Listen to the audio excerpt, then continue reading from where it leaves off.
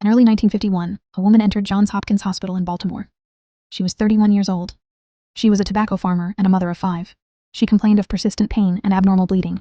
Doctors discovered an aggressive cervical tumor. During treatment, small pieces of tissue were removed, placed into glass containers, labeled, and sent to a laboratory down the hall. This was routine. Her name was Henrietta Lacks. In the laboratory, technicians placed the tissue into culture dishes filled with nutrient-rich fluid. Most human cells survived only a few days. These did not. They divided, spread across the glass, and continued growing far beyond their expected lifespan. When researchers split the culture, both halves survived. When frozen and thawed, the cells resumed dividing.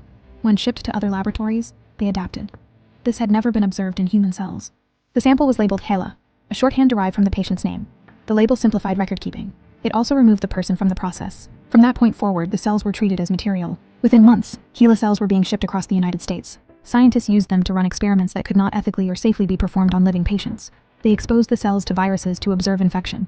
They bombarded them with radiation to measure cellular damage. They poisoned them with chemicals to establish toxicity thresholds. In the mid-1950s, HeLa cells became critical to the development of the polio vaccine. For the first time, researchers could grow massive quantities of human cells to test whether the vaccine weakened the virus without killing healthy tissue. This made large-scale testing possible and accelerated vaccination worldwide.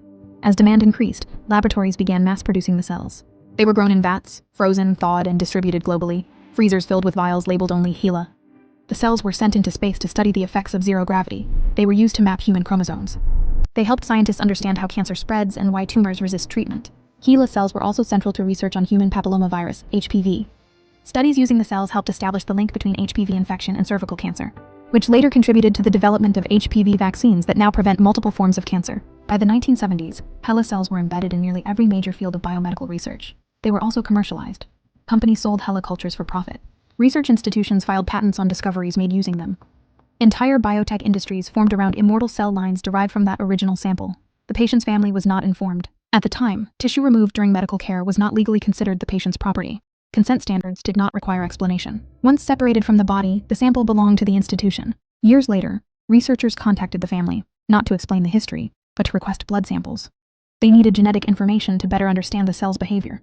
That was how the family learned that part of their mother was still alive. Today, more than 70 years later, HeLa cells are still in use.